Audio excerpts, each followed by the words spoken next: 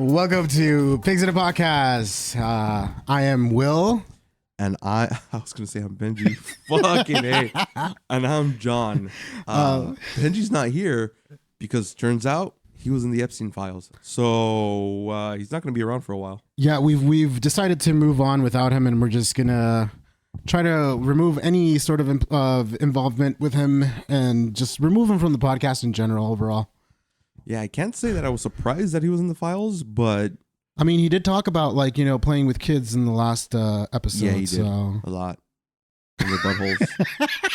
The signs were all there. We just didn't see them. We just didn't see it. It was just like, it wasn't there. Now his fascination with Star Wars makes a whole lot more sense. And his real fucking love for Grogu. For Grogu, right? In case you didn't know, we're fucking around, but Benji isn't here. He's dead. So we kind of decided that doing a podcast for about 5 years and only having like 60 some odd episodes, that's not normal podcasting. So we're going to try to do this thing where we record on a normal schedule. So that means if one of us isn't able to record, then the other two will keep on keeping on and just record without the other person, and we'll see how this dynamic works out. I mean, I'm hoping that it all works out well as well and all. Me too, because like I said, Benji's dead. Yeah, so we have to keep his legacy, you know, and we have to make sure that we continue on. Well, now that the fires are out, we can just recruit someone else from there. That is true, right? Yeah, that's very true. I didn't think about that. We should recruit that kid that we saw over there in fucking, in Smart and Final. That motherfucker was talking his ear off, honestly. Bro, he's just going to replace us. And he's going to get two more He's kids. going to take over our jobs. Goddamn, Mexicans taking our jobs. We should have called Dice when we had the chance. So, okay, let's talk about that, because that kid has a promising career in politics. When you told me his last line to you, I'm like, dog, that kid's going places. So mind you, this kid is probably maybe in I want to say probably middle school and shit. If not a freshman in high school, but I doubt it. Yeah, but he was outside of the Smart and Final, and he's fucking talking he's talking about something that he's trying to raise money for, I'm assuming. And it has a fundraiser for school. It has to be for school or something like that. And so then we see him that motherfucker was just exerting confidence. His delivery, everything was fucking amazing. And I was when we arrived there, you noticed him and you mentioned it, and I was like, holy shit, yeah, he's really, really trying. And so then he saw us go in, and then on the way back, I took the cart back in, and then he's like, "Hey, excuse me, sir, can I talk to you for a little second?" And I was like, "I'm not falling into this trap. I've fought against the Jehovah's Witnesses. I know how this works." And so then I basically tell him, "Oh, dude, I'm really sorry, but you're doing great." And then the last line he tells me, "Clearly not great enough to get you to help me out." So I was like, "God damn, dude!" And that's when Will gave him a $20. I didn't, because I'm poor. I don't have any money, but that was for a fucking kid of his age. That is some crazy fucking skill, dude. That's good, dude. That looks promising. That motherfucker should get into politics as soon as he fucking can. He'll make it. That, or he's gonna be one of those evangelical pastors and shit. Oh, please no. From a mega church, and just please no. Bank. Oh, dude. He'll be like, what's his name? Joseph Olstein in Texas, just with the mega church. Is it Texas? I believe it is Texas. Yeah. But yeah, that was. Who's the other one that looks basically like fucking if the devil was in a human suit? That fucking old dude. I don't know who he is. You but know I know who I'm who talking about, right? The one where he just looks evil. He made those eyes in the same way that fucking what's her name? Kirk's wife. Erica right? Kirk, the way that she did it in her fucking town hall, where she's fucking all wide and shit, always that's just some crazy ass fucking eyes. Those are the eyes of fucking Satan himself, right there. He just visually, I think he's the only fucking human being I've ever seen that just looks scary to me. Yeah, he does not he looks like a horror movie character, dude. His fucking eyes, his smile, everything, dude. I think what is so uncanny about it is because what do you call those people that don't sympathize with people? Well, that's just a psychopath where there's zero empathy. Yeah. I think it's one of those, and then he's just trying to pretend to fucking He reminds me of a character you. Let me interrupt you. The only emotion he showed in that interview was the anger he felt that he was being challenged. That's the only time I see him is just angry and yelling. but like he didn't like the emotions of joy or whatever, like those seem like so very very fucking like fake as fuck. That shit was fucking disgusting, dude. Like it was scary. He reminds me of like a creepypasta character. Like his smile seems unnatural. Everything about his face just seems unnatural. I'm thinking of that one fucking what was that creepypasta character, the one that looked like Marilyn Manson with a fucking Just a white face and Yeah, a yeah, smile. yeah. That's who I'm thinking of. That's exactly what I was thinking about. Like Because then at some point, don't they? Well, it's probably a different character, but there's like a dog version of that too, isn't there? I don't know, to be honest. I haven't seen it. But I know who exactly you're talking about. It has long hair, it's like no nose and shit like that. Yeah, something like that. I forgot his name. That shit was fucking weird. I mean, that was like, it was all fucking creepypasta, but yeah, this shit was fucking wild as fuck. But what have you been up to? What's new with you? Well, for one, I thought we were retired from this bullshit. Turns out we were wrong. Mm-hmm. Aside from that, God, nothing. Dude, it's like Marvel Studios. They're bringing us back. Oh, God. Oh, fucking God. Do you want to be Chris Evans or do you want to be fucking Robert Downey Jr.? Who's the third one they're going to bring back? Well, one of us has to be Hugh Jackman because Hugh Jackman was also brought back. I know Benji's going to want to be Hugh Jackman, so let him be Hugh Jackman. I don't want to be fucking Robert Downey Jr. because I don't want to be Robert Downey Jr. Because that motherfucker came in just like all confident. I'm like, dude, you only did it for the money. I mean, they're all doing it for the money. 100%. And then I heard, I don't know how true it is. I heard some of the leaks for that shit, and it just doesn't sound great. Like for the movie? Yeah. Again, I don't know how true it is, but the main kind of story arc I seen for it was that turns out this whole time, Tony Stark in the main Marvel universe was not Tony Stark. He was Victor Von Doom this whole time, and he was adopted by the Starks, and then he was just given a new basically name and identity because, you know, Howard Stark and I forgot her name. They adopted him and shit like that. So this Doctor Doom that's going to be in the movies is from another universe, finds out what happens to that universe, you know, the main universe's Doom, which was Tony Stark, and then he comes and I don't know what the fucking shenanigans are, but that explains why Robert Downey Jr.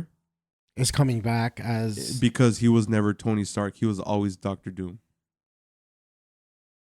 That is I understand that they're trying to write in the reason why they're bringing back, you know, Robert Downey Jr., but holy shit, did you reach into the far ends of the nether just to try to pull that out?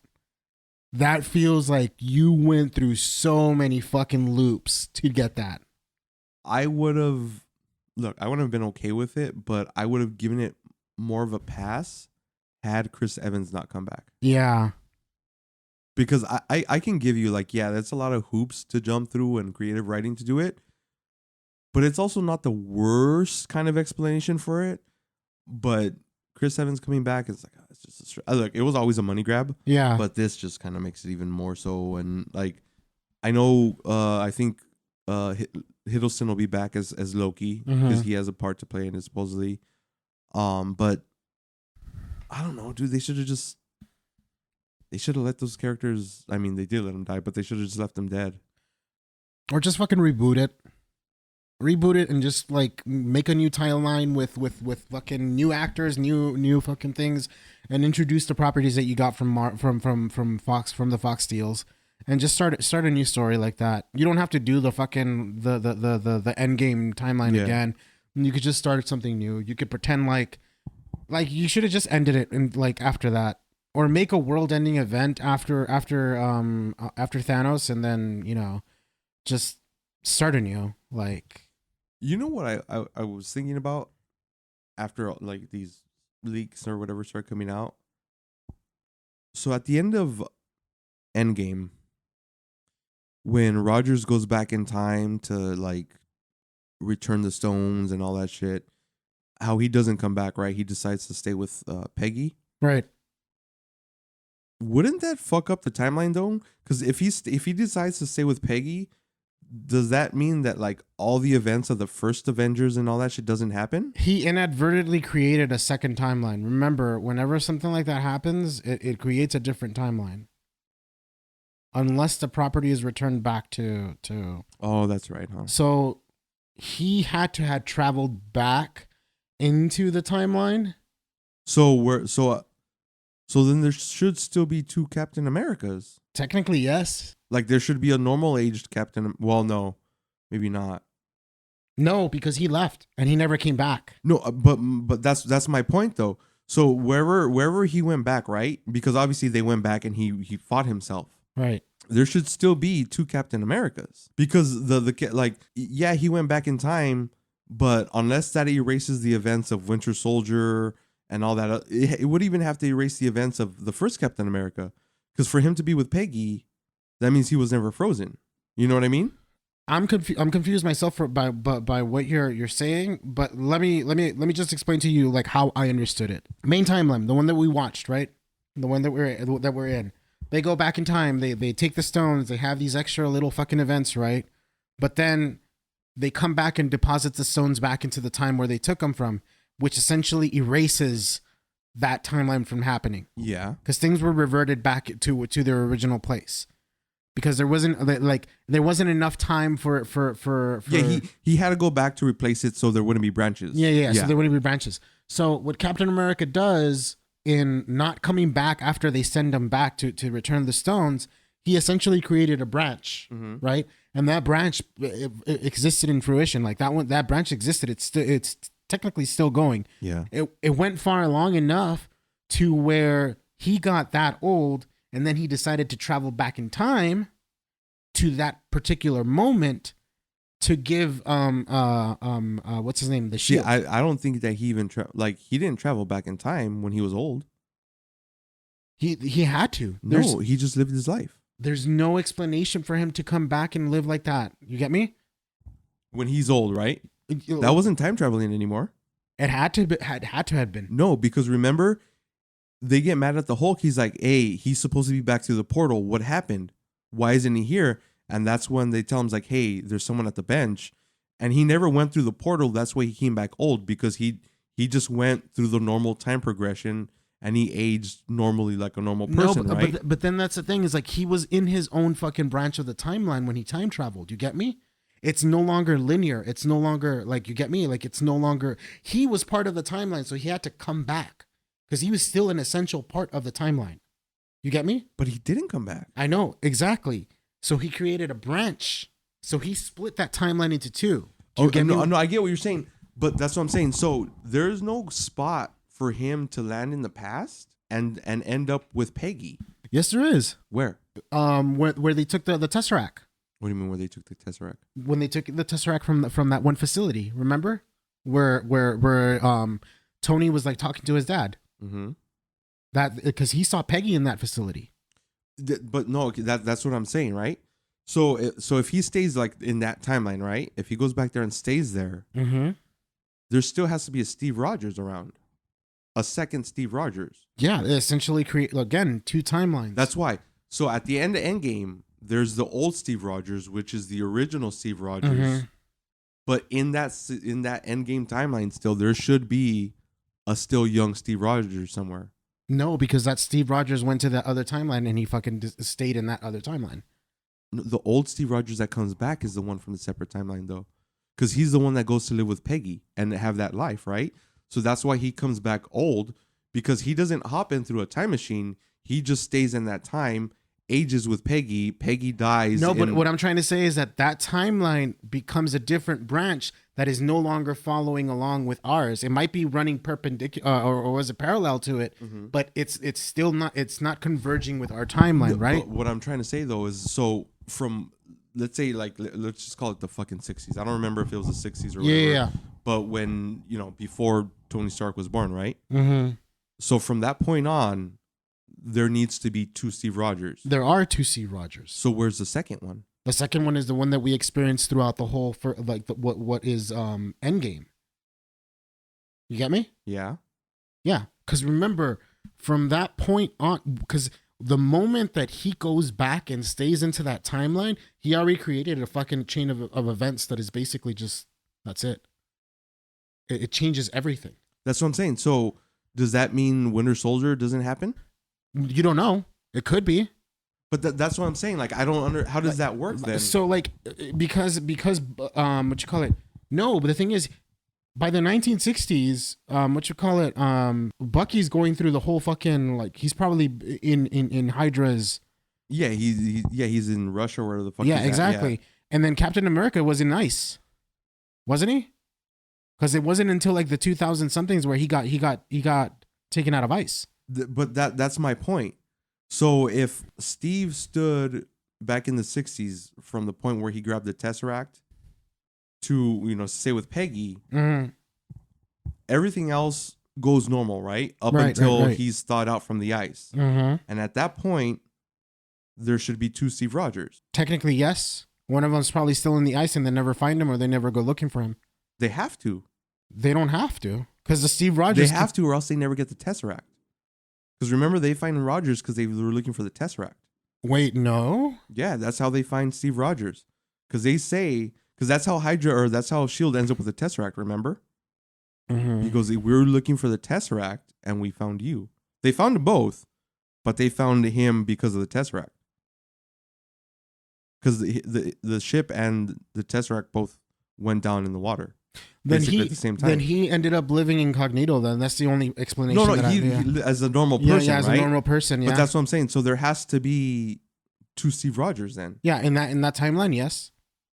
I don't think there was two Steve Rogers in the main timeline. That's what I'm trying to say. But there should be. No. There has to be the one living incognito with Peggy. The reason why I say it is because I am fucking, or maybe there is a point where there's two Steve Rogers, but what I'm trying to say is that old Steve Rogers time traveled back. Original Steve Rogers. Original Steve Rogers time traveled back into the future or into the past, to the present timeline to do that thing that he did. Peggy was probably dead by then, and he's like 100% dead by then. So he's like, I'm gonna go back and just fucking like give him this. You get me? See, that's not how I read it. I didn't read it that he went back in time. I read it, he just lived his life. She died, whatever, blah, blah, blah. Since he left that point in time through the time machine or whatever, he already knew where they were going to be. Yeah. And he knew they were going to be waiting. So it's not, Because what you're saying is he lived out that life with her. And which then... is why he was old. Which was he was old, and then he fucking like... He basically just lived in the main timeline. That's what you're saying, right?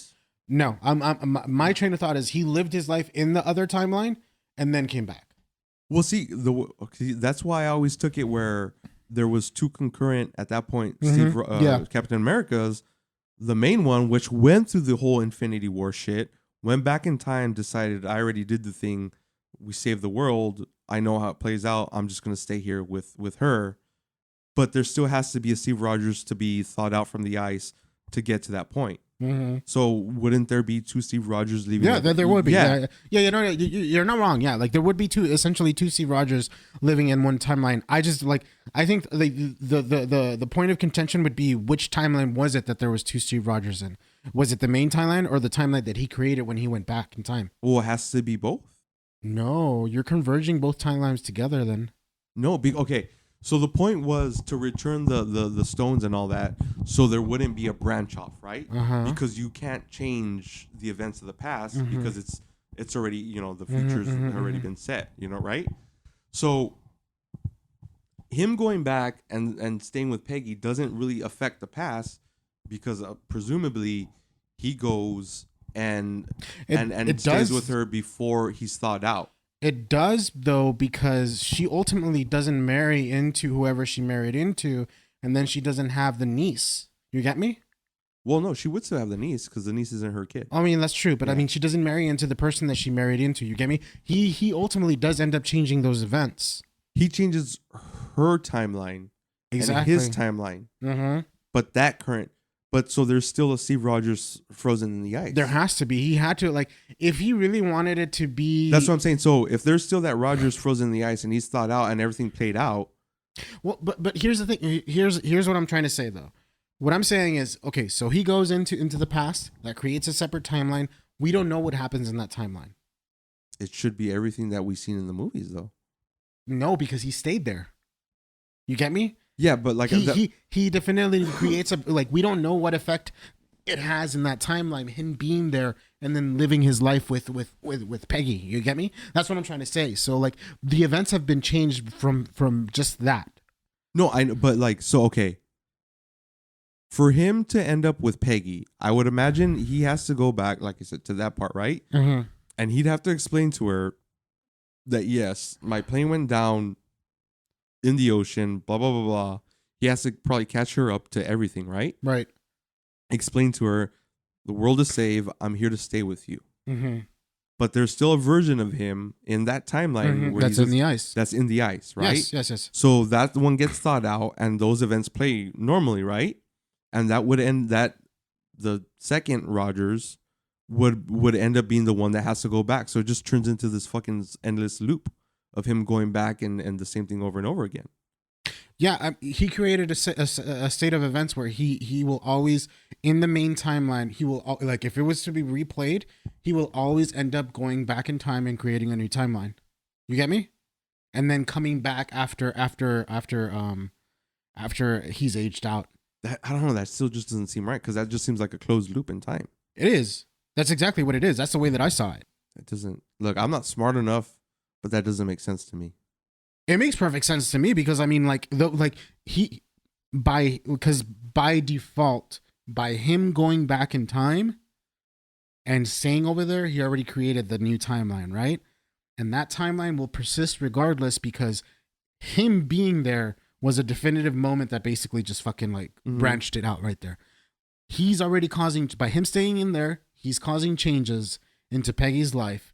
Maybe the decisions that Peggy would make would be different, you get me, and not the same in that timeline. Sure, it changes the trajectory of Peggy's life, but you don't know. But I mean, that's the whole point of, like, you know, you never know how far the branches go of her consequences of her changing her decisions. You get me? So through all like the definitions, it's a different timeline. It's like you can't expect it to be the same as the main timeline. We can't expect for the events of the main timeline to happen in this branch out because he stayed in there. We don't know exactly what happened. Well, because I think I remember even seeing that at some point they were talking about the show Agents of S.H.I.E.L.D. and Agent Carter. Yeah. That they can't be canon anymore.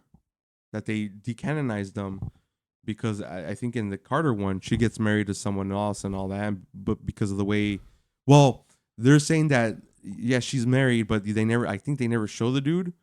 So they're saying like it was just Steve Rogers, but under a different name or some bullshit. No, that's bullshit. But that's what I'm saying. Like that's the part that confuses me. That's bullshit. Like, that's people trying to fucking like make it work. But they're trying to make it work in a sense where they're saying that it's like it's all part of, like, they're trying to do Back to the Future kind of bullshit. You get me? Which is like, no, that's not how it works. There is no way that he went back in time, lives his life out, and then cannot and still exists in the same timeline, because by the logic of him staying there and creating a branch, he's in a different branch and he lives his life in a different branch.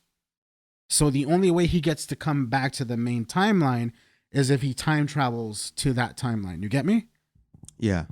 That's the only way that I see it working. Because like they were trying to present it as if he brings back the Tesseract to the fucking that spot and he just stays there and everything is normal. He just lived his life there and he didn't interfere, whatever, and all that stuff.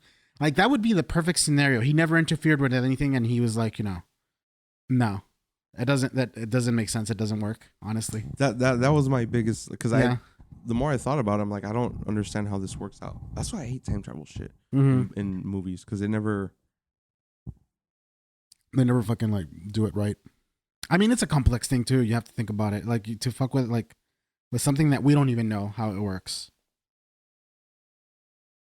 Yeah, now I'm just thinking about that fucking scene from Interstellar, the books fucking flying off the shelf. Yeah. Like, God damn it. Yeah.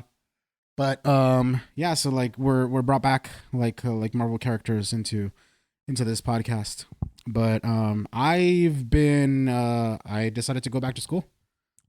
So I'm going for an accounting degree, hopefully getting a bachelor's. I started school last week. Have you done your homework? I've been doing it as it goes, but there is one class that I'm taking that's asynchronous because I'm taking all my classes online. One of them is asynchronous, and I honestly, because I'm not in a meeting, you don't have to be in a meeting for it. You work as you go. I've kind of been like ignoring it, Pushing it off. and it's like I really shouldn't be doing that. I need to kind of like set time for it too. And like on top of like all the fucking streaming that I've been doing and shit like that, and then like the workload, it's been kind of like it's been busy weeks. Like I'm not gonna lie, because there's a lot of fucking work that I end up doing with this shit. It sounds like I'm complaining as far as like the stuff that I do for the stream. It does sound like you're complaining. It does, but like it's not complaining. It's just venting. Okay. You're sounding like a real CC right now. Oh God. But I'm not like that's basically what I've been up to. So like hopefully in 4 years I have a degree and then I'm making big bucks and I can stream all day. In 4 years, by the time you're making the big bucks, that's not going to be big bucks. It's not going to be enough anymore. Nah. It's gonna be me paying like fucking $4,000 for a single bedroom apartment in downtown. No, you're not going to even be able to afford the single 4,000 because you're going to still be paying off student loan debts. Student loan debts. Imagine. No, I mean like I'm going through community college and then from there I'm gonna go into like fucking LA. They'll find a way. Imagine They'll find a way. They'll find a way to make me. They'll inflate the cost for colleges, for private colleges, in the next 2 years, and then I'm gonna be fucked. I'm gonna have to take in debt. Jesus Christ, dude. They'll find a way to make you. Yeah, dude. I don't know. It is what it is. I'm just gonna go with it. You know. Have you been watching anything or? I've been watching a couple things. I've been concurrent with the new Game of Thrones series, the House of Dragons. No, there's another one. Dragging these nuts. Damn it, Will.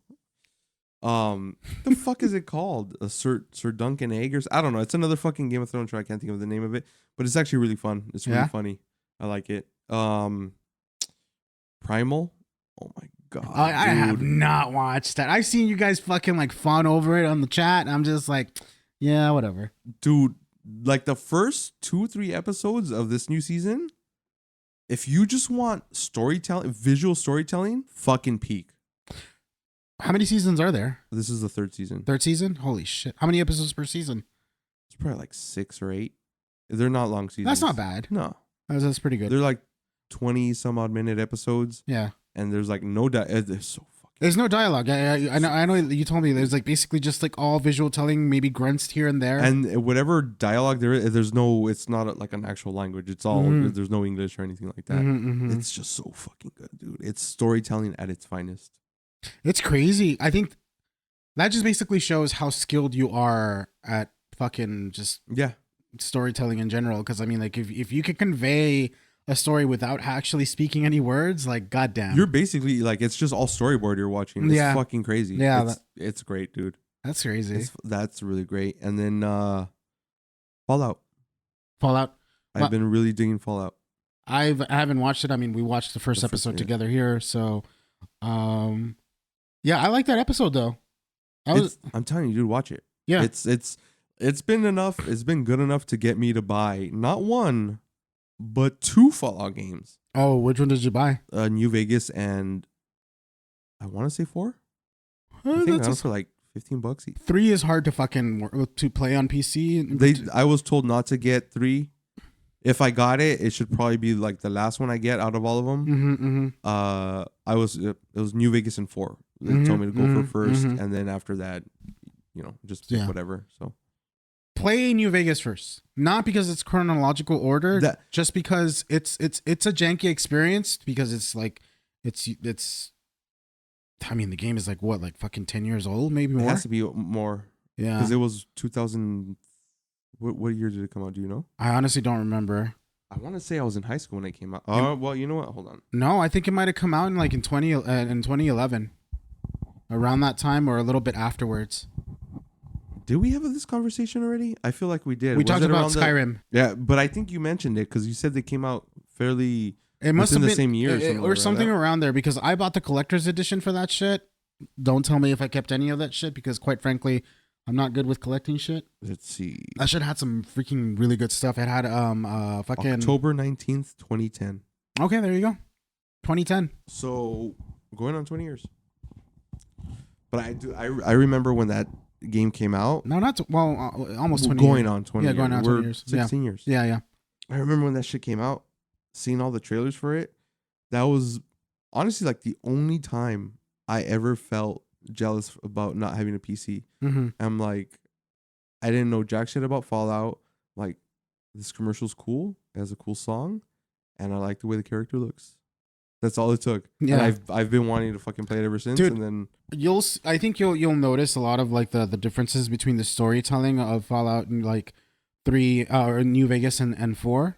I personally like a lot of people end up like loving Fallout New Vegas over all the other Fallouts. But New Vegas really has like a lot of fucking like branches that you can fuck with, like a bunch of fucking side quests and stuff like that.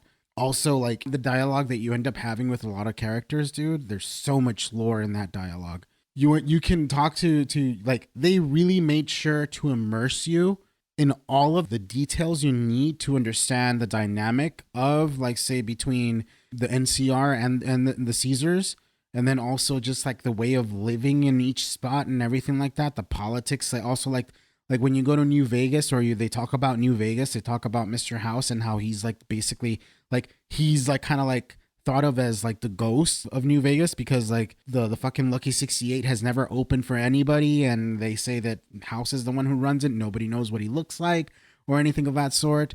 And then they make a big deal when you come in and you go into the Lucky 68 in the game, and when you come out, everyone's like, nobody's been in there.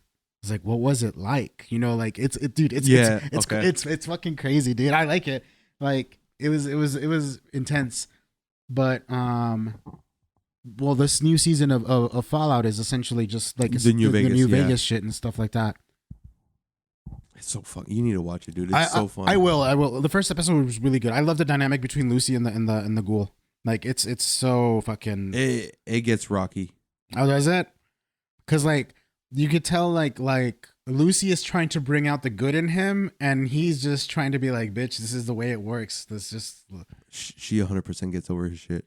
Yeah. Like it doesn't take long. I think it's by like season or episode 2 or 3. Like you could like. I mean, she's still Lucy, but like you could just like she's kind of over his bullshit. Yeah. Like in the sense that she's wise to the world now, so she, he's fucking part of the world, so she's already like kind of figuring his bullshit out. Oh shit! It's good, dude. The character work in that show is really fucking good. Yeah, I'll say that. It's really good on all fronts. I'm pretty sure they got a bigger budget, and you know what? Like it shows. It shows. It shows. And honestly, there hasn't been an episode that I've watched where like shit was wasted. Yeah. Like, yeah, there might have been like segments in an episode where like I started to zone out a little bit, but it just the whole thing has just kept me entertained. Like it's very, I don't know, it's fucking great, dude. I really enjoy it. Do the death claws look very CGI, or does it look like practical effects with maybe some CGI in them? You know what? No, there are some practical parts for the death claw. They look good. Yeah. Though I think the only time I've noticed like the CG-ness of them, oddly enough, was probably more like the far away visuals of them. Mm-hmm. But they don't look bad at all, dude. Because they do not look bad at all. Because when we were watching the episode 1, like I noted how like the fucking the power armor is the power suit is basically like fucking practical, and that shit looks nice. I mean, it looks kind of clunky because it's foam, honestly, because there's no way you can be on. Yeah. But I mean, like one way or another, like the fluid motions of how he moves in the power armor and shit like that. That's just fucking dope. It's like that's one of the things that I noticed is like there's no weight in the motions when they're moving. Yeah. You get me? But one way or another, it looks great. But it's powered, so there shouldn't really be that much weight. Yeah. I don't know. I know what you mean. Yeah, I get what you mean. But it's I would rather have that than a much more like mechanically accurate CG version of it. I think you know what I'm saying. I guess what I'm trying to say is that the movement looks more fluid rather than rigid when this whole structure is supposed to be rigid. No, that's what I'm saying. But yeah. I'd rather have that than have that rigid mechanical look with a CG suit. Right. Because I don't mind the suits looking clunky because it's a giant fucking metal suit of armor. Like it's supposed to look clunky. You know what I mean?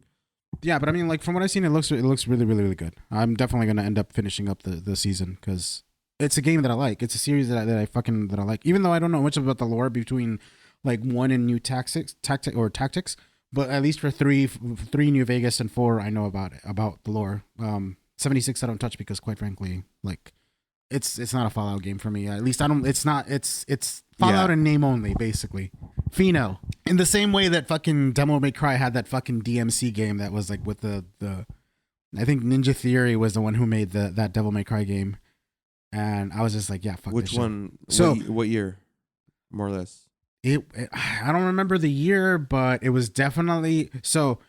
It was before Devil May Cry 4. I was gonna say, this is the one between 3 and 4.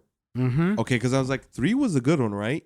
3 was the one everyone liked. 3 is the best. Yeah, I was gonna say because I do remember everyone loved 3. No. I'm gonna say 4 is the best. I really like 4. I really like 4 because never mind. No, I take it back. What are they up to now? 5. Because the 5 is the one that just came out like last year or some shit, right? 2 years ago, I think. Okay. I want to say, but yeah, but never mind. I take it back. 3 is the 4. I mean, 3 is the best.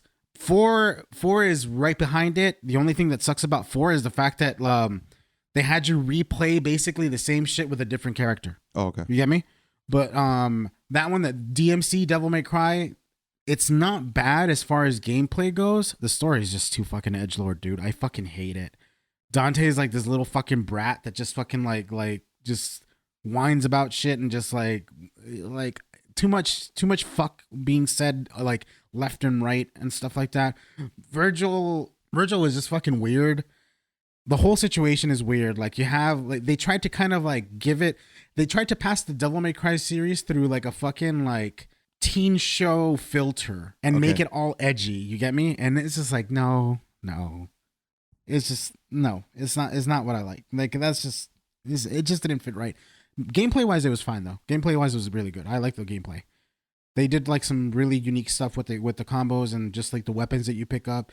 Like you can do an attack with a weapon and then hold the trigger and then push that same button and it would switch the weapon to a different type that would probably launch it into do something. So it felt more intense with the combos. But like yeah, that was it.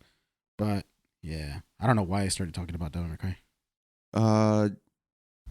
But it was because of Fallout, and I forgot why. Yeah, I don't know. Like moving on to something else. Have you been watching? I know we kind of talked about it, but there's nothing you said, right? Honestly, I haven't been watching anything because I've been... Not even movies? Not even movies.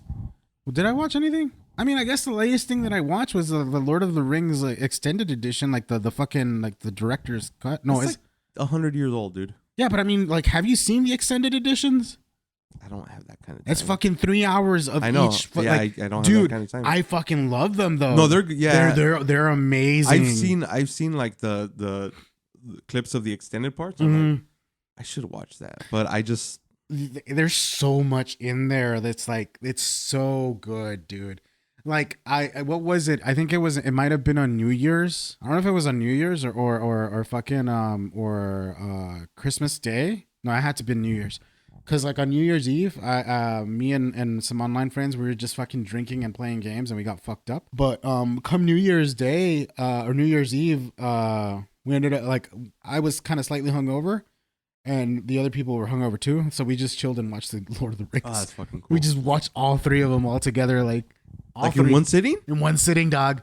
Because my friend was like, just played it. We're watching it. We're talking like about the movie and stuff. Next thing you know, the next one comes up. And I was like, I'm okay with this. And then next thing you know, after that one's done, the third one comes up. And it's like, fuck dude, that, dude. We fucking did it in one sitting. That shit was fucking dope, dude. I liked it. That's too much. Nah, it was like too much. I wasn't doing anything. I was feeling like shit. I was okay with it. You can dedicate 9 fucking hours to a movie and you can't watch fucking Fallout? I'm sorry. It wasn't just one movie. It was 3 movies. Whatever. Yeah. How dare you? What are you talking about? There's 8 episodes of Fallout. That's 1 hour less than you dedicated to the Lord of the Rings. So? I need to fucking cheese grate that Fallout tattoo off of you. I'm contemplating removing one of them, actually. Why? The BioShock one. Which one's the BioShock one? The one that says a man chooses a slave obeys. Oh, I haven't seen that one. Because like there's a line in BioShock where well, spoilers for anybody who hasn't played the game. Basically, BioShock it takes inspiration from what's that fucking lady's name? Ayn Rand or whatever the fuck her name is, the one who did She wrote Atlas Shrugged. Oh, I know. Okay, I know what you're talking about. I don't know her name though. And so it takes inspiration from that, where basically this man, Andrew Ryan, decides that he's going to go into the sea and create this fucking city that's basically no government, no nothing. It's all free and stuff like that. People with money can come in and do business or create businesses and so forth like that. So he creates this utopian society that's not really utopian because I mean it still requires labor to fucking run it. So the people in the bond, like it's supposed to be all fucking like what is it, libertarian kind of like heaven and shit like that. And it turns out that like, you know, it's not really doing that. Like you still need people, like people who are working. They You need workforce. You need labor. no, but I'm like, well, the labor workforce is recognizing that they're not getting paid enough, and like there's such a stark class divide, you know. And so then the whole basically the whole city goes to shit, and so you the main character are sent back into Rapture, and it like it makes it seem like it was by accident or just by like coincidence that you landed on Rapture, but it was all planned out, right? Anywho, your main character is basically the son of Andrew Ryan, who is the man who owns the city of Rapture, and he's technically still, or he's still alive, right?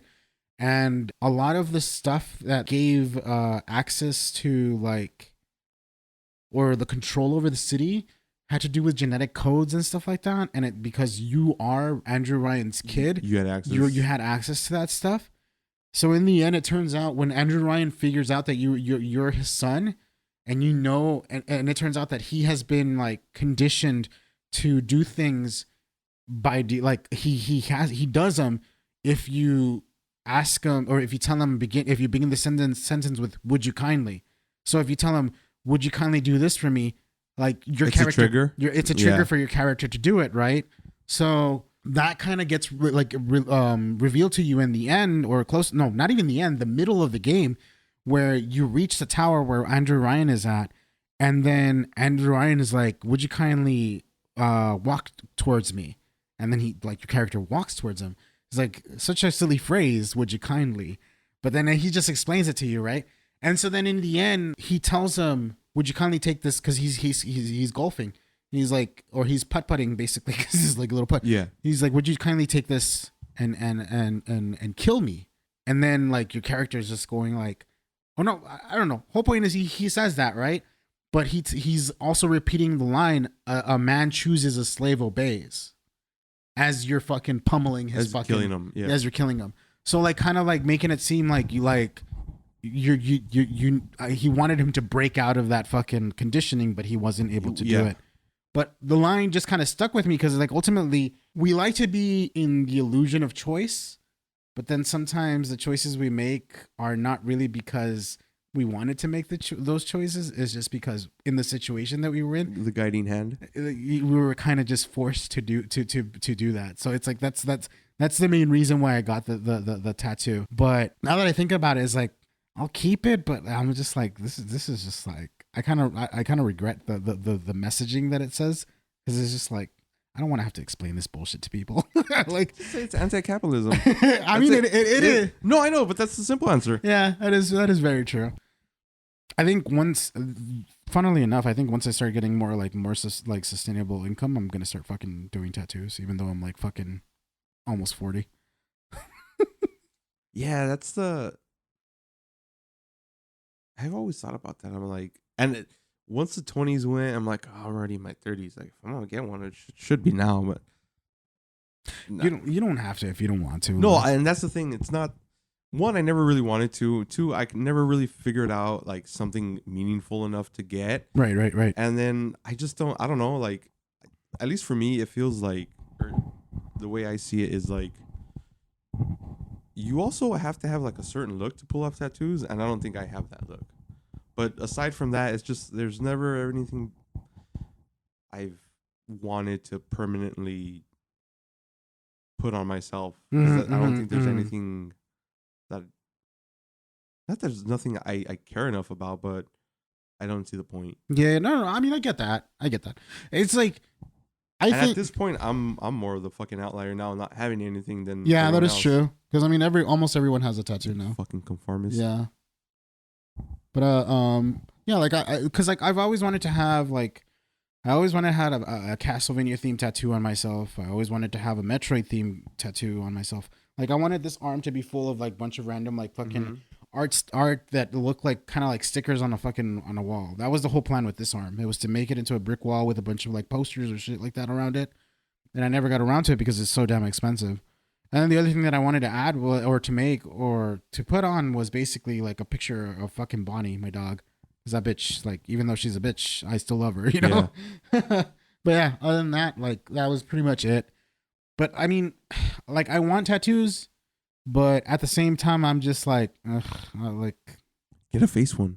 A face? No, absolutely not. That is one thing I will never touch, dude. Do it on your head. On your head. I could do it on my head. I can see that because I mean, like, shit. I'm balding. It's gonna eventually. It's gonna be just tattoo hair on your. Imagine, dude. Like fucking just like little fucking like dot lines and shit. It would even out the fucking what you call it the fucking. It'll make it look like I have a buzz cut. But I was gonna say, but what you should do is like when you're having them tattoo it, still have them tattoo a bald spot in the back. In the back.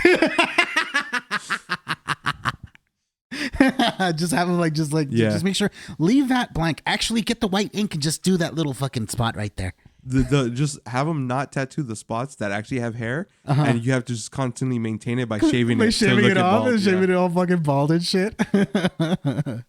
God, imagine. Jesus Christ. Nah, I wouldn't go that far. I know there's people that do that though. Oh, like have you seen the motherfuckers that tattoo their eyes? Ugh, no. Yeah, dude. What if they pop your eye? I don't know, bro, but it's like all the fucking eye jelly comes out. What the fuck, dude? Or even like the people that like get the inside of their lip tattooed and shit. Yeah. Like, how the fuck, dude? I don't understand the point of that, honestly. I don't see like the point of getting the inside of your mouth tattooed. Or people that fucking get like their fucking dicks tattooed and shit like that. Like the fucking dude, why? Yeah, I don't get that either. Or like the stuffer like I know because I've seen it. There's some fucking like woman who tattooed the inside of her ass cheeks and shit like that. Like, bro, no. I don't remember where I seen it, but I've seen it a couple times, and I think one of them was on Reddit, and this lady basically has a fucking octopus tattooed on her ass. Yes. Oh, that's what you're talking about? That's what I was talking about. Okay, yeah. And I'm like, I thought it was funny. I was like, that's actually kind of creative, but I'm like, how the fuck do you get a tattooing needle that, like, in those areas? You know what I mean? Like, they're just so. That's such a sensitive area, dude. Like, that shit must be painful as fuck. One, and then she had to have been like spreading her cheeks, or she had to have her fucking like. Either she was spreading her cheeks, or someone was spreading them for her. Or she was on syrups or something like that. She was like in a reverse gynecological check. Yeah. But I was gonna say, like, especially as a woman, because you gotta sit just to pee. How do you use a bathroom? Like, what's the recovery? It's not bad. It's basically the kind of like a scratch. But to sit down on it, I mean, and then to, like, if you gotta poop, that you like just I don't know how long it takes for a fucking tattoo to heal, but I'm sure it depends on where in your body it's at and like the thickness and all that shit of the skin and all that shit. But not to mention that those areas are very, very, very sensitive too, and then like, but you know what? Like, don't you gotta let that? Well, I don't know if you gotta let it breathe and shit, but like, don't you gotta Vaseline all that shit up? You have to make sure that it's hydrated and stuff like that. So that's a lot of fucking work. Because it wasn't a small tattoo either. Women have a high pain tolerance, dude. I get that, but that's definitely a choice, I guess. I mean, it is a choice. I'm like, honestly, like, I mean, I wouldn't make that choice, but it's definitely a choice. You get me? Would you date someone that had a tattoo like that? I don't care. If I'm into him, I'm into him. You get me? Well, look. Let me clarify. I wouldn't date anybody because I'm not looking to date, but I would fuck someone who has a tattoo, if that makes sense. Well, not a tattoo. Like a tattoo, I know a tattoo like that. That's what I'm saying. Like, well, see, here's the thing. If I find them attractive, then yeah. But I mean, like, fucking someone is very different from dating someone. Well, I make that distinction. No, I know that's what I'm saying. But that's why I bring it up. But I mean, like one way or another, like if I'm into them, I'm into them. I don't care about what choices they made as far as like maybe face tattoos. I'd be like, no. Face tattoos is something that I'd probably like be like a little bit more of a hard pass for me. See, you know what's weird? For me, it's kind of the opposite. I wouldn't date anyone with a face tattoo. To me, it's just not attractive at all. But like that booty hole octopus tattoo, I'm thinking, like, yeah, it's definitely a choice. But to me, that like the person that makes that choice scares me. Like I'm like I don't even know if I want to put my wiener in them. Don't like, put your dick in crazy. Yeah, dude. Like seriously, like you don't get much crazier than that. You know what I mean? Because look, at best, if I'm hooking up with her, you know, and it's like doggy or something, You're getting like a full. No, but I'm saying though, if you're doing, then I'm just feeling like the fucking deep. I didn't think about that, You know but what yeah, I mean? Like yeah. it's like, because you can't. Again, like if it's you can't not notice that. Well, no, you can't. You know what I mean? Like Like how do you? I don't know. Maybe it is ADD. I know I wouldn't be able to get over fucking seeing that. You know what I mean? Like it's just I don't know. I have a question, and this stemmed from a conversation that I recently had with my friends. They admit to having. Okay, let me preface this. You remember that in Lord of the Rings, the first one, the Fellowship of the Ring, when they're trying to get into the mines of Moria, how there's that one door, the Kraken, the not even the Kraken. I'm just talking about that yeah. But that one door where like it says "Speak, friend," and enter, and then like Gandalf is trying to figure out, you know, what the password is. So some friends have admitted to either having the tattoo of the doors, the outline of the doors, or wanting to have that tattoo on their backs, right? And don't get me wrong, the tattoo looks really nice, and it's just the doors. It's not the riddle or anything of that sort. But let's imagine you were having sex with someone, and they have a tramp stamp that has the Elvish words that says "Speak, friend, and enter." Okay, and this I don't know. This has been my thing since I guess since I started noticing like people like women this way. Tramp stamps are almost kind of like an instant turn off for me. I mean, for me, it's like whatever's. But I mean, I understand. Like I get it. And you know, it's not even the tramp stamp part of it. I think it was because, especially growing up, like in the 90s and shit, they were everywhere, and it seemed like everyone had them. Yeah. So it just seems so fucking basic to me. Yeah. I'm just like, it's just one of those where it's like if I were to, like if I like dudes were my thing and I decided to date a dude, I'd feel the same way if he had like that fucking tattoo of the forest on his forearm. I'm like, oh, you're one of those dudes that went out and got that forest on. You know what I mean? Like, cause like I'm sure like the first dude that did it, I'm like, that was badass. But like in the 2000s, like was it 2010s or whatever? Like everyone had that shit. Or the fucking tribal tattoos and shit like that. Again. Yeah. Or just like if you got a fucking barbed wire tattoo. Yeah, barbed wire tattoo. I mean? It's just one of those like. It's one of those like things like it's been done to the ground. Like just stop it. I think that's when like tattoos started becoming more like a fucking like a trend rather than like what they were, I guess, originally. Because I mean, like, well, to be honest, I don't know the history of tattoos, so I can't really say anything. But I mean, tattoos used to be sort of like a marking of like, you know, of you earning like a badge or something like that, right? Like especially with tribes. Well, yeah. Well, it depends on the culture. You know what I mean? Mm-hmm. Like, I know for like the Navy, it's like if the anchor tattoo means you made the Atlantic crossing, like you've crossed, and that's just a Navy thing or a sailing thing. I don't know if it's just specific to the Navy, but like I think it's just like fashion or anything else. You know what I mean? Like something like the tramp stamp, where like one person got it and someone else is like, that actually looks kind of cool. Yeah, and I want it just snowballs and shit, and then just like any other like fashion, it just goes out of vogue, and then eventually it'll come back. But it's like I don't know, maybe that's why it's one of those things, because it's more of like a fad or a trend, like that style of tattoo, right? Because I feel like that with hand tattoos and shit now. Everyone has a fucking hand tattoo now. That is true. You know what I mean? That is true. Because like hands were like usually like if you had a hand tattoo, it was like fucking like you were a scumbag. Yeah. Like you weren't fucking like now everyone has them, and it's like and same thing with like neck tattoos now. Mm-hmm. And for women, like that boob chandelier tattoo, where it's like it's coming and it's like now you're like everyone else. Yeah. You know. I mean, I think that's one of the things that ends up happening a lot with like just. I ain't judging. Do your thing, but I'm like. you're one of many that has. Yeah, one of many. I get what you're saying. But yeah, like you totally ruined my joke about speak friend and enter. No. Well, for one, I would not have gotten that reference. And two, she tells you have to speak the magic words before you enter. Think of Lord of the Rings. Dude, none of the honestly, if that they were telling me that, I was like, you know what, Hard On's gone. I want to go watch TV. Like I was like, I don't fucking know what you're talking about, bro. But I don't know, man. I'm just too old. I'm just getting too old.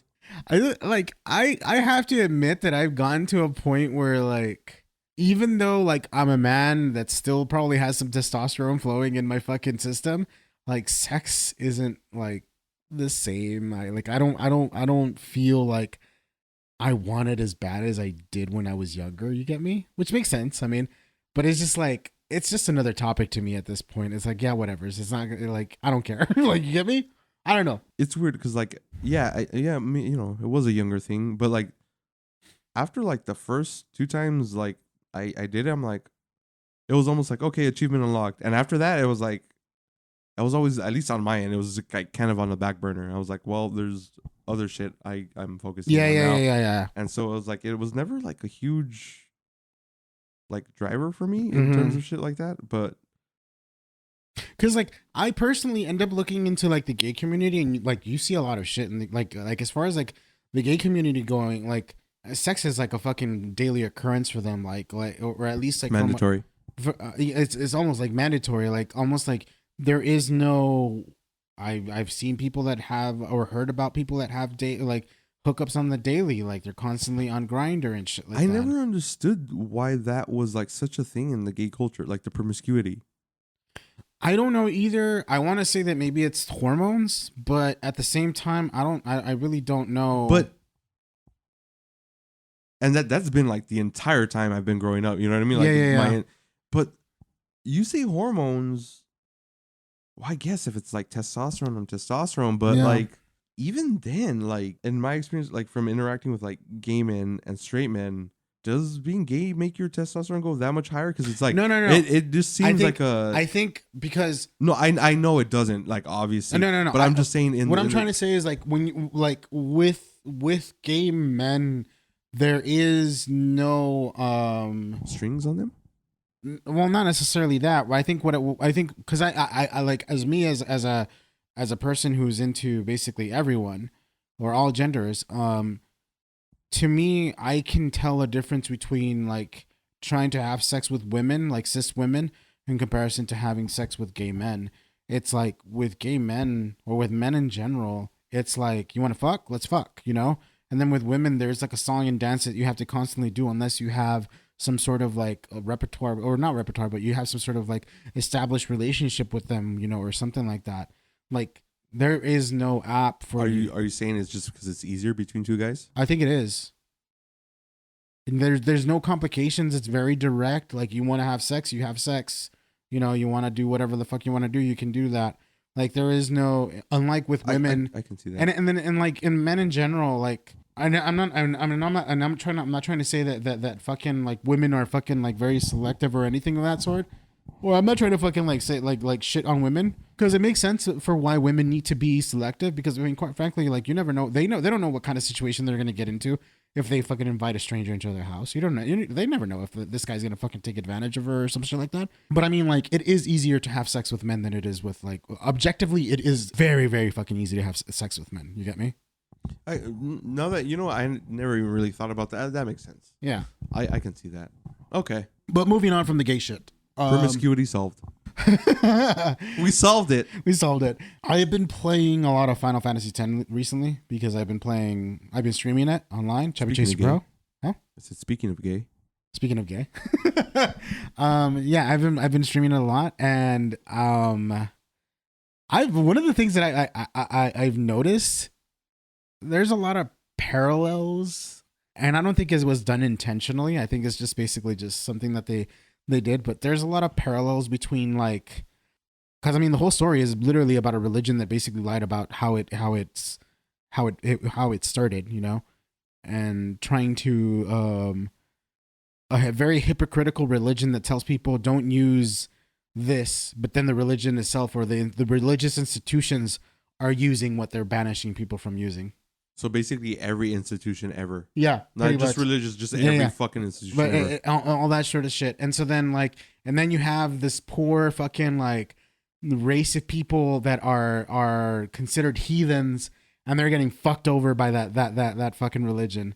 And it's like, that's fucking crazy, dude. And meanwhile, on top of that just thing going around, there's this fucking huge creature that they call sin that's really just coming around whenever it wants to, like Godzilla actually, and just fucking up towns. What does the creature look like? It's like a fucking sea creature, dude. It's like a big fucking it looks like a nautical vessel made out of flesh, almost like a whale. Just because I haven't played Final Fantasy games, but I know some of the the storylines and from some of the games, and I know vaguely the story you're talking about. I just don't remember the fucking monster, to be honest with you. Yeah, it only travels through water. It doesn't travel through land. Imagine a big boat with flesh on it. It doesn't have windows. It doesn't have anything like a battleship basically.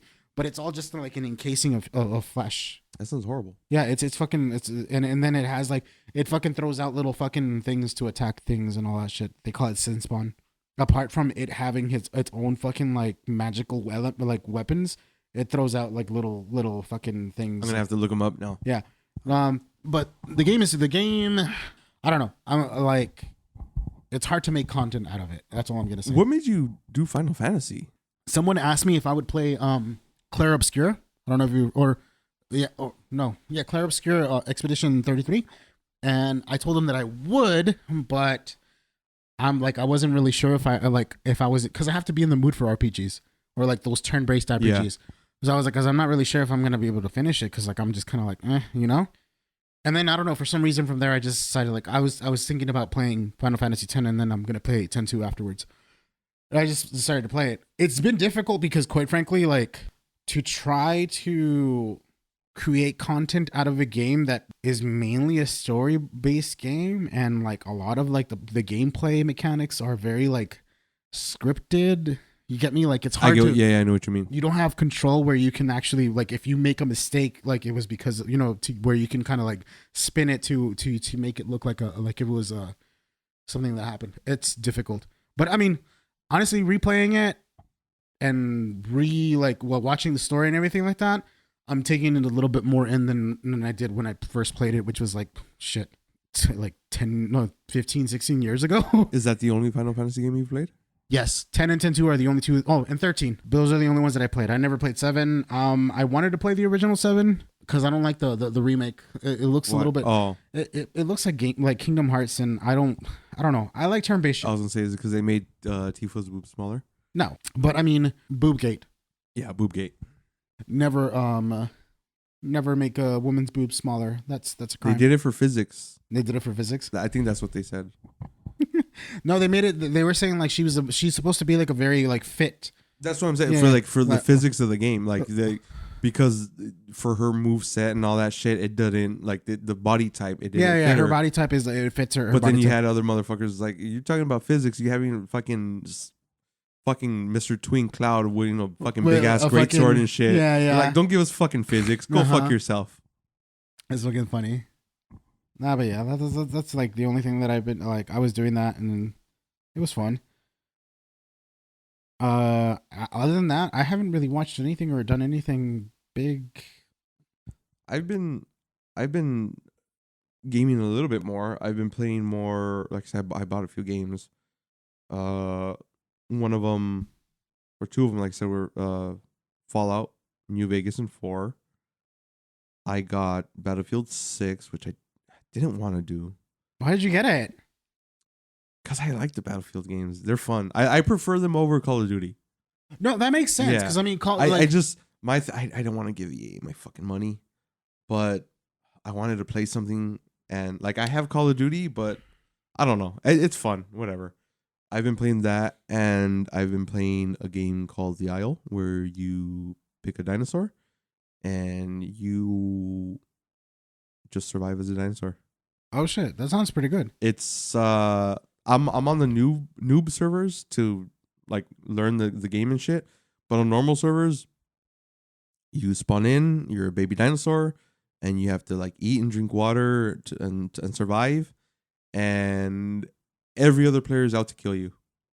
It's just like if you're, It's like literally like you're food for other dinosaurs, Yeah. or if like it's a herbivore and you're like carnivore, and they're like, well, we're not going to give you the chance to grow up and kill us, so they just fucking murder you. It's there's there's like fucking the giant ass crocodiles from back in the day in the fucking water, bro. So like even when I was watching videos, you see people just like creeping up to the thing and then like just drinking water, and like I had to turn off, and I was playing on the noob server, right? I had to turn off the game music because at random times it would get super intense, and I knew there was nothing like none of the NPCs in none of the AI in the fucking game are gonna attack you. And then since it's a noob server, all the players, no one fucks with each other, right? But even knowing that, when the music would like get all like fucking dark and intense, it was fucking scary, bro. And a lot of the times is when I'm trying to drink water and I'm like, go, dude. And then when nighttime comes, there's like a night vision, right? And it helps you, but just for your immediate area, you can't see jack shit, dude. Oh shit. It is fucking terrifying. That's crazy. It's like, it's fun though. It is fun. And then like you got to rest and shit and all that stuff because, to build up your stats. But even at night, you fucking hear the dinosaurs roaring and shit. You're like, that one was fucking close. And then all of a sudden the music kicks up. And like, it's just sound effects now. That sounds very intense. It honestly. was it can be, but it's also like pretty relaxing. Like if you're not encountering other shit, because it's just either walking or swimming or flying, whatever the fuck you're doing. Right. But it's kind of fun. It's pretty fun. Yeah. It was a really cheap game. I'll look into it. Although I'm not really into survival games that much, honestly. Like this one, like it's literally eat and drink. That's it. Okay. Just find shit to kill and eat. You don't construct anything or anything of that You're sort. a dinosaur. Yeah, I mean that's it. That makes sense. The only thing you construct is like a nest for breeding, but that's about it. Does that mean you have to find another person to breed with? Yeah. And then you have to take care of the babies. Well, no. So what people do is they'll group up, right? So like say like me and you are playing, and so one of us, we male, female dinosaur or whatever, and like let's say like Benji and a couple other people want to play. So like let's say we do our nesting and we have 4 eggs. Right. We'll be like, Benji, take this egg. So he'll hatch in as that egg. Oh. And he's the player. And like, yes, it's part of our job to help keep him alive. Yeah. But he's doing his thing as a player. Yeah. And then that's how you get these little groups of players traveling around together and shit like that. Gotcha. It's one one of those situations. Okay, cool. Oh, that's actually pretty neat, dude. That's pretty unique. I don't think there's any other game that's done something like that. It's been around for a fucking minute already too. The game. Mm-hmm. It's pretty cool. Like $20 on Steam. Nice. That wasn't too bad. Yeah, that sounds pretty good. But other than that, I haven't really been playing a whole heck of a lot. Just watching a lot of YouTube. Bullshit YouTube. There's a lot of fucking bullshit on there. I haven't even fucking been able to watch YouTube that much. If I do watch a clip here and there, that's about it. Like that's how, like I told you back over there and by the restaurant, it's like that's how busy I've gotten to the point where like I can't even do things that I used to do before, like watch YouTube. Yeah. Like I've gone into this fucking schedule where it's like I'm done with a stream. I fucking like if I'm not in school or if I'm not doing class, I'm streaming, and if I stream, after I'm stream, I'm fucking cutting this shit into content and then fucking editing into fucking clips and shit like that. And then by the time that I'm done with this shit, I just want to play games. I want to play Overwatch. And speaking of Overwatch, it just fucking got an update. I don't know if you know about that. No. Oh, dude. That was a good one? There's 5 new characters that got released in this update. One is a cat with a jetpack. One is Anran, she's like a firebender, I guess you could say. Another one is Emre, who is like another like soldier, but not really. Like he has a burst rifle, like that shoots like Baptiste, and then he can throw a grenade that bounces. And then he also like if his shift ability brings out this sidearm that basically heals you when you land shots. Oh shit, okay. But he doesn't have mobility. He's very slow. His ult makes you like kind of float in the air, or you can float in the air, and then you just shoot shit, and then like you have your left click is basically a barrage of bullets or like laser beams, and then your left click or your right click is like a big bomb that causes an explosion, right? You have a healer. His name is Mizuki. He's like he has a hat like fucking what you call it like Raiden? No, not Raiden. The other dude. the other dude Liu The one Kang. that the one that throws it, right? Where it's Yeah, like Liu Kang. that's not Liu Kang. Liu Kang's the one with the headband. I think his name.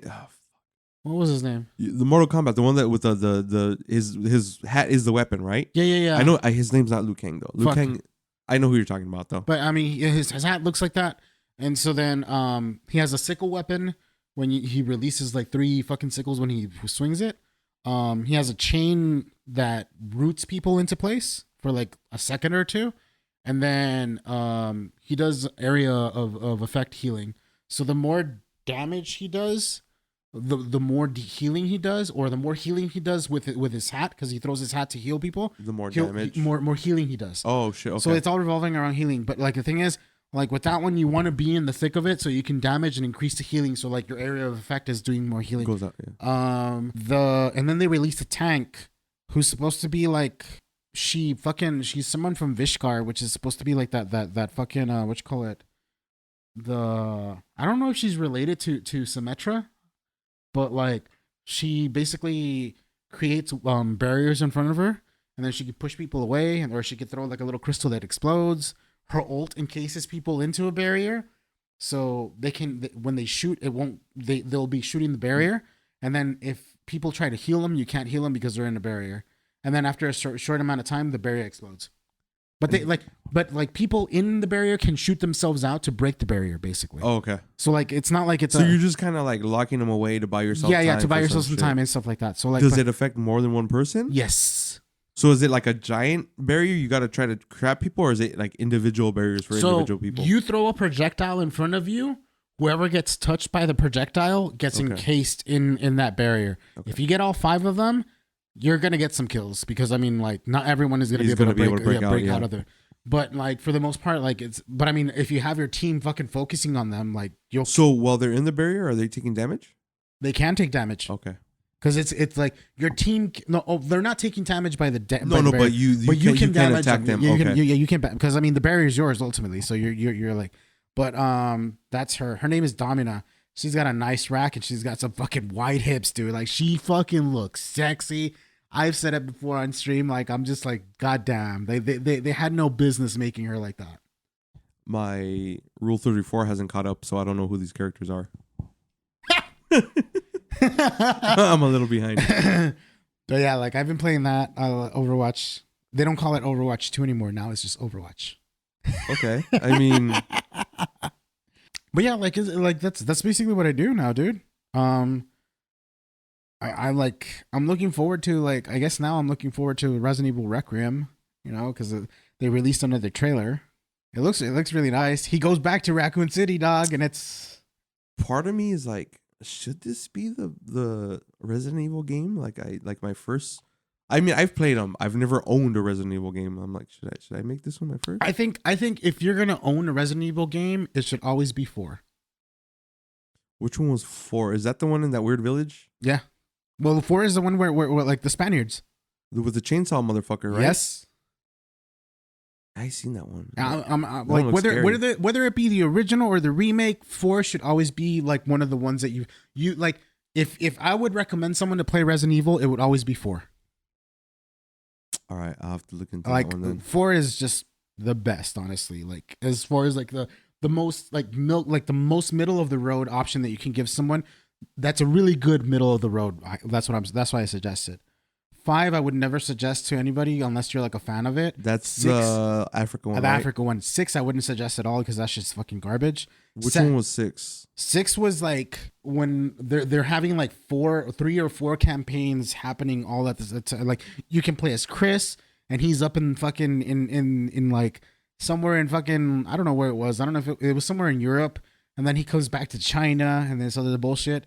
You have one where it's like Leon, where he's in the city and it feels very zombie-ish and very kind of like that. And then you have another one where it's Jake, who is Wesker's son, and it's just like it's very disjointed, honestly. I was just because like obviously I was like, 4 was the village. Like I know Justin, but when you said 5, I'm like, I don't fucking remember anything about 5. Yeah. So, no, not 5, 6, right? 6, yeah. 6, yeah. 6. Okay. 6, like a lot of people. Because 7 is the one with Demestra, right? No, that's 8. 7 is the one in Louisiana where you're in the swamp and you're fucking what you call it? You go into this family's house that's fucking like they're all infected and shit. You have to play a lot of hide and seek with the I know character. which one you're talking about. For some reason, because I do remember seeing I forgot who was playing that shit. Because when you said the hide and seek part, for some reason I thought that was part of 7. That is 7. I'm sorry. 8. That's the one with Lady. Yeah. Okay, that's who I mean, there are parts of hide and seek in that one. No, but I thought that family was from that game. But overall, I know which one it is now, though. Okay, yeah. I know which one 7 is. I would recommend 8 too because 8 is really fun. Honestly, like overall in general, it's like it plays a lot like 4 did. Like at least like with the way that like you can buy guns, you can do all this other shit and stuff like that. Oh, that's right. 4 was what are you buying? Yeah, what are you selling? Yeah, exactly. That's right. I forgot about him. You have a merchant. Zer. Imagine. Zombie Zer. He's sorry. That's the canon now. He got slipped into the Destiny universe and became Zer. He was brought in by the 9. That's what all that shit is. Yeah, the tentacles. It's all the fucking tentacles of the Las Plagas. Each one's a T virus. Each one is a different virus. A different virus. Yeah. Oh, on the topic of Destiny, it doesn't exist anymore. Well, it's only a matter of time. Look, I'm gonna say, and I think a lot of people are gonna agree with me when I say this. Destiny is like my toxica, dude. She shows me love like maybe 3-4 times a year, but then like throughout the rest of the year, she just fucking treats me like shit, and I'm like, I'm still coming back to her. You get me? For the longest time, that's how I was with fucking Red Dead. Yeah. Where honestly, if it wasn't for the pandemic, like I probably would have given up on that game because up until then, honestly, a lot of it had to do with depression. After work, I would get home, shower, and play that game, and I wouldn't even play it. I would get on, and I would find like on the online side and find a place to hide and just have because there was nothing else for me to do, just in my head in my life, and it like that game was such a comfort when it came out that I literally just escaped into it. But because there was no more fucking content to that game at that point, I had fucking done everything I could do. But it was just like, it was very fucking depressing. And I mean, the pandemic saved it for me because I met all kinds of people on there. Right. But it was just like, Jesus fucking Christ. Like, I know what you mean where it's like, it's that I hate that I love this game kind of thing. You're like, why do I fucking keep coming back? Yeah. I know the end result. And it's comfort, dude. It's literally just fucking comfort. It's what? Maybe not even, it's just habit. Mm-hmm. We're addicts. Mm-hmm. That's one of the things that I think about because like I keep coming back whenever there's an expansion and I play it for God fucking knows how long. And then like right now what's going on with it is that we were expecting some content release, although it was free content release, but we were expecting some sort of content release like at least a week ago or something. And they missed the line. They haven't fucking released it. They haven't even talked about possibly releasing it later or anything of that sort. Like, it's just like in limbo right now. I know that they're focusing right now on Marathon, which is supposed to be releasing, I think next month. And that quick already? Yes. It was supposed to release early, I think last year. I was going to say last year, and then they delayed it. Yeah, they delayed it because the whole fucking debacle with the stolen art and shit I don't remember them giving a date for when it was delayed to, though. No, they did. They were like, I think, they had it released for like early next year, basically. That's what they said. This year. So early this year. So it's coming out in March, I think. And so then I'm pretty sure what they're doing is they're pulling out all the people that they can into Marathon to make sure that it releases. Because that's a fucking like... What they're doing is they're cutting content to make DLC. And that's taking them longer than they thought. Right. I can't... I'm sorry, but... Bungie, I don't trust you anymore. I don't trust fucking any like really game developers anymore. The last bastion of trust, the last bastion of hope that I had was CD Projekt Red, because by then Bethesda already fucking like fucked me, like just basically like lost my trust. With what? With fucking Fallout 76, dude, or that's right. 76. They lost my trust with that. Capcom lost my trust with like fucking Resident Evil, and also like a lot of the other stuff. Like there was some buggy stuff going on. Rockstar kind of did it for me. Rockstar Like, kind of did something a little bit like that too. But I mean, not only just that, but like I mean, a lot of like games that were coming out were coming up very, very like unpolished, and you had to fucking wait until like there was a patch to fucking fix it. And CD Projekt Red was supposed to be the fucking last hope that I had that this company does care about its game and it's not going to release it all half-assed. And when it came out, it was shitty, you know. But I mean, like it's better now. I've replayed it already multiple times now that it's been like fixed. But it's like it should have never been released like this. that was my initial thing with that movie No Man's Sky, or the game No Man's Sky. Yeah. Because I was hyped for it, and I bought into all that bullshit, and I fucking bought it. I remember trying to play it, and I'm like, this is not a good game. It's just not. And I regret it now, but I legit tossed it. Like I don't fucking have it anymore. And now they're saying like, oh, this is one of the fucking best games. Right. I'm like, I shouldn't have to wait how many years for it to be the game I was promised. Yeah, exactly. You know what I mean? Like exactly. That's pretty. That's the fucked up part about it. And so then like now, like honestly, I don't know. Like I mean, like Resident Evil Requiem is looking really nice right now, but I mean, shit, I don't know. Like, who knows if it's gonna be really good, if it's gonna be good, or if it's gonna be a polished turd, you know? And I typically, I got hyped. I gave into the hype and I bought I pre-ordered it, right? But unless it's Destiny 2, I don't think I'm going to be pre-ordering games like I used to.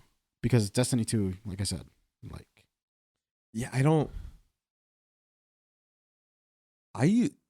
but that was the difference though, especially, like the early 2000s into the 2010s, where it was easy to get hyped for a game because like you knew the quality was always great. Like for Skyrim, right? A new Bethesda game, you're like, it's a fucking Bethesda game. It's gonna be dope. Yeah. And then one of the more recent ones,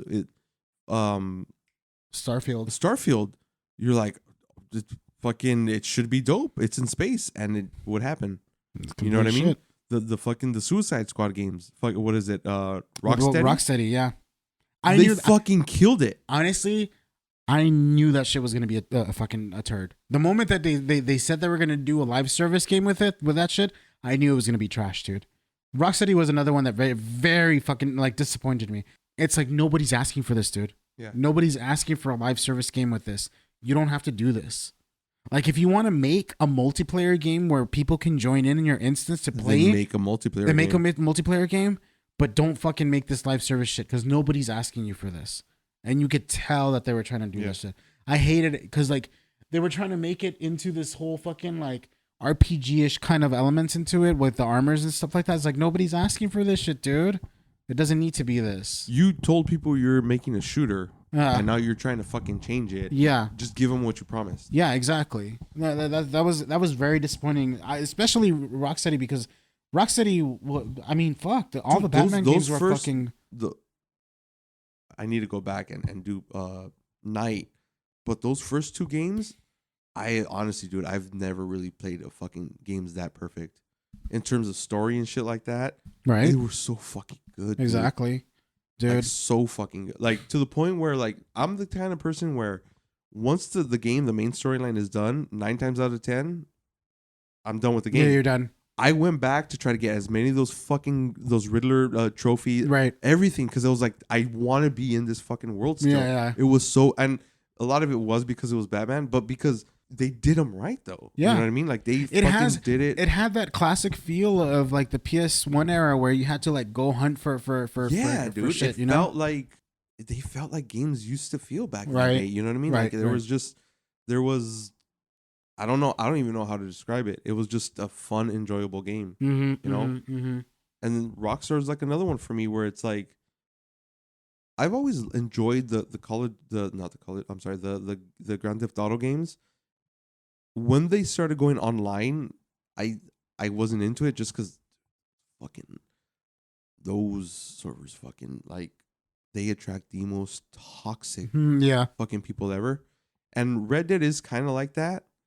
But are you talking about Red Dead 1 or Red Dead 2? 2. Okay.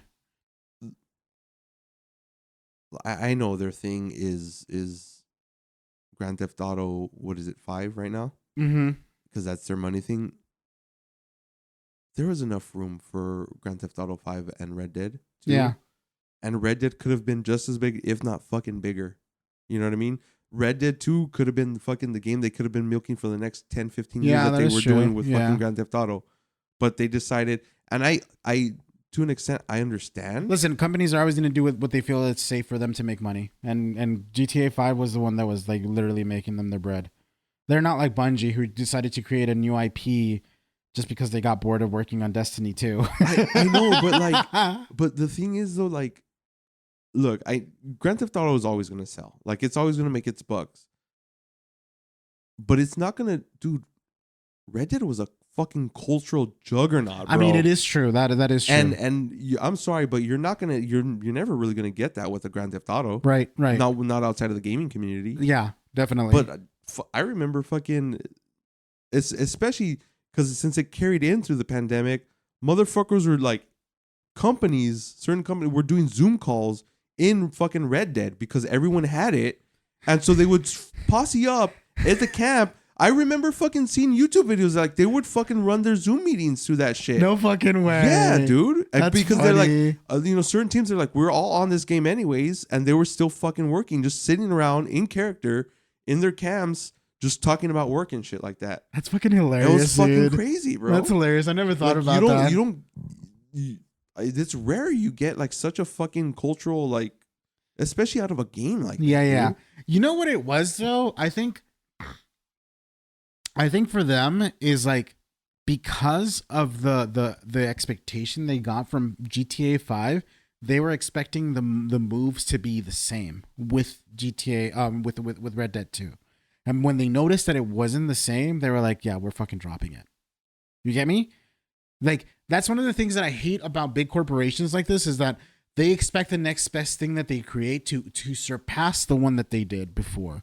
And it's like, I mean, yes, that's what you ultimately want, but just because it didn't do it from the beginning doesn't necessarily mean that you can't work on it to make it better either. You get me? Especially a live service thing like that. Well, I think, because I do remember when, during the height of all this and shit, like, and more towards the end of the pandemic, and once they kind of came out and said, we're just going to let Red Dead kind of die. We're not going to support it anymore.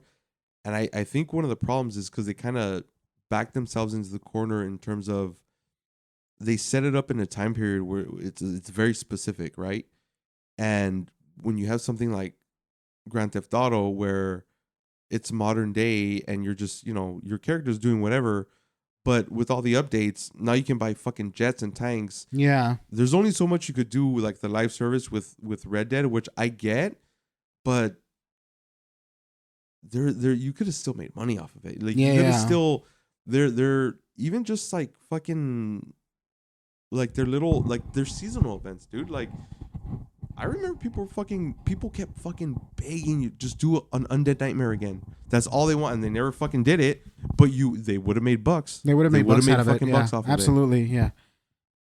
Yeah. You know what? And I think that's one of the things that's like, as far as gaming goes, one of the disappointments that I have is that the moment that there's a trend, all the other companies want to follow it and make sure to fucking do that. And it pisses me off because it's like, dude, like you literally have gold in a single player game.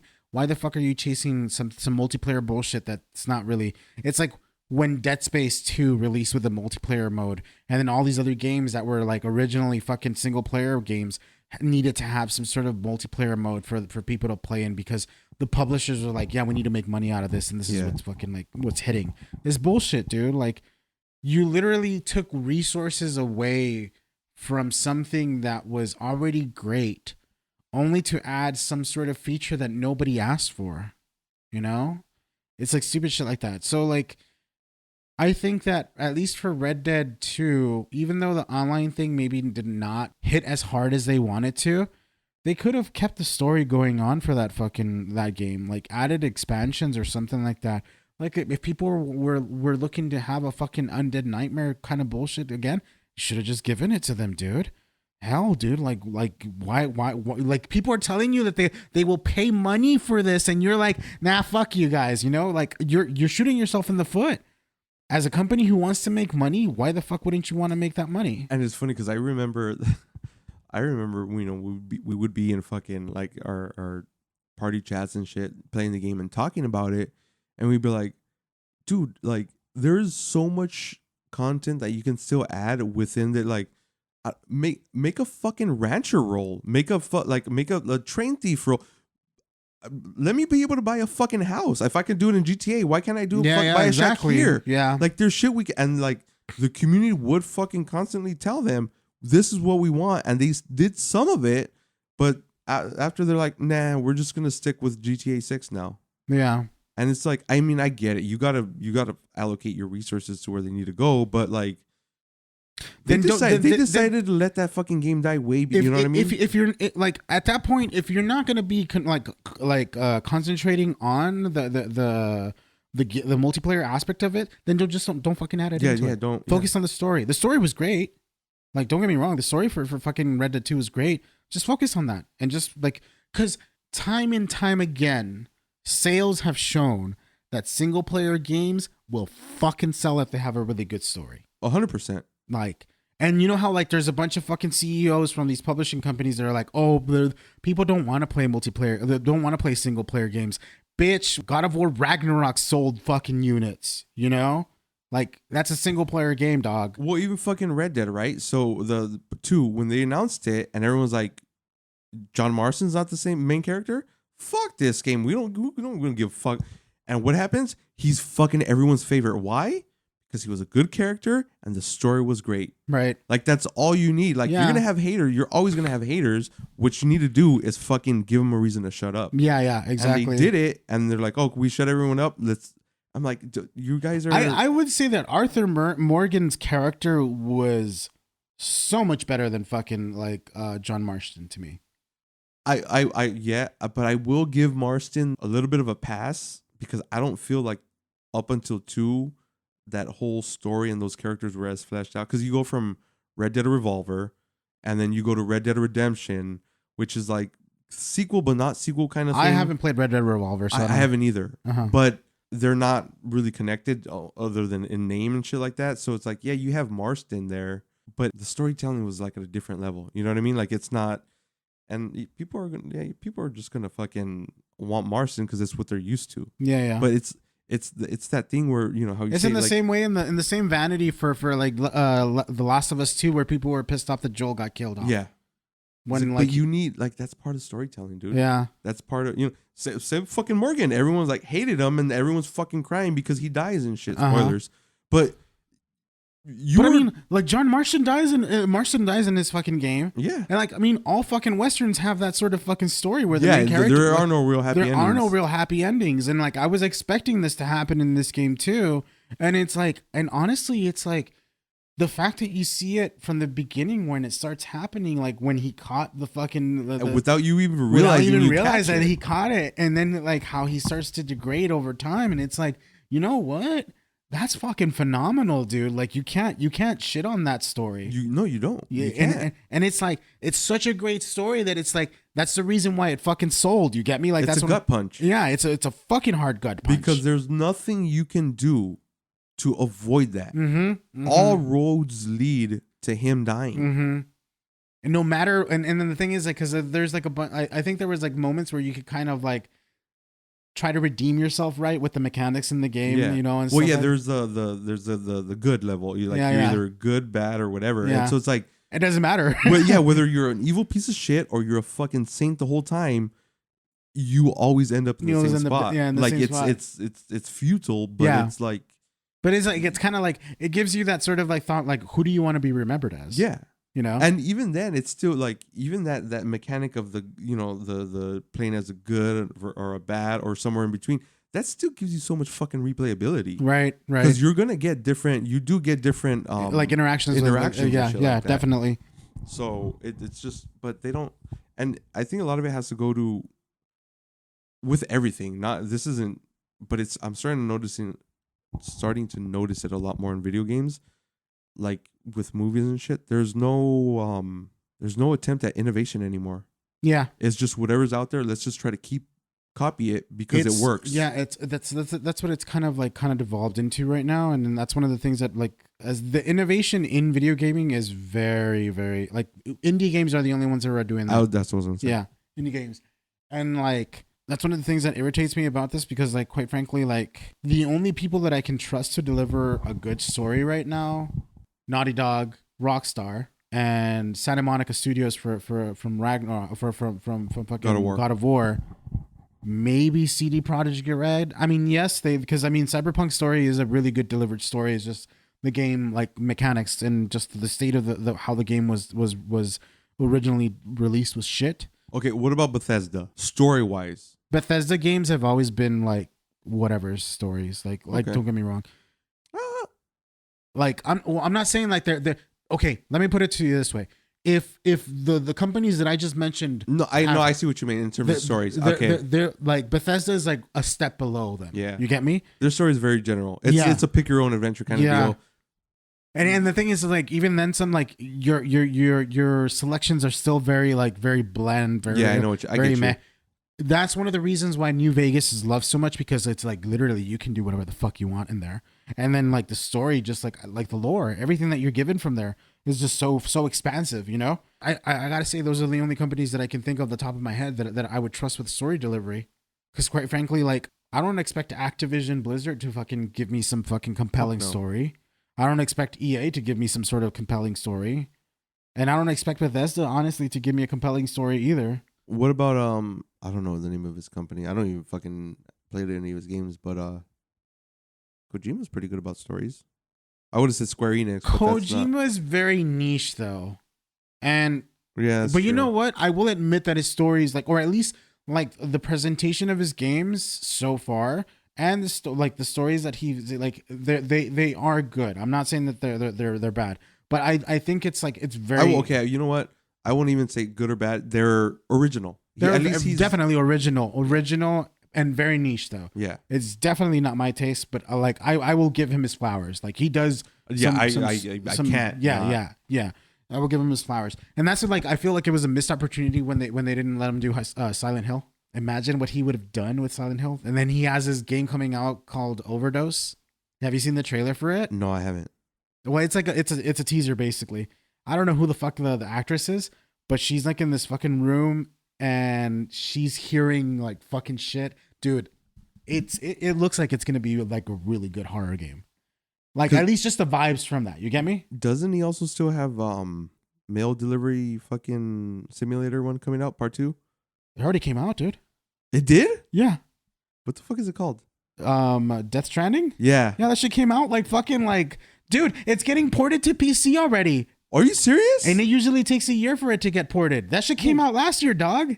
God damn, where have I been, dude? Where the fuck have you been, dude? Have you been in like a fucking pocket dimension or some shit like that? Fucking boo this man, dude. I almost bought the game too. The first one? The first one? Look, I bought it. I played it a little bit. You can get lost in it, but I like from what I played, I'm just like, I have to be in a special mood for it. Well, the reason I didn't buy it because I do have it on PS4, and part of me was like, if I'm gonna give it a shot, I might as well fucking give it a shot on the system I have it on. But I don't know, because I do, at least in terms of me gaming, I don't have a problem just kind of wandering. I like to wander. That seems like what you do there. So I for the most part, that's what you end up doing. It's like it's a lot of wandering, but I mean, like it's like ultimately in the end, there is some combat in it. It's just not really super extensive. Like I remember that like there were times where I got that I got fucking because it's like every instant changes. And sometimes you will run into something that you probably did not expect to run into. When you get pulled into the beach, I never fought anybody. I just fucking ran because I was like, fuck this shit. I feel ill-equipped to handle this shit. I'm just gonna run.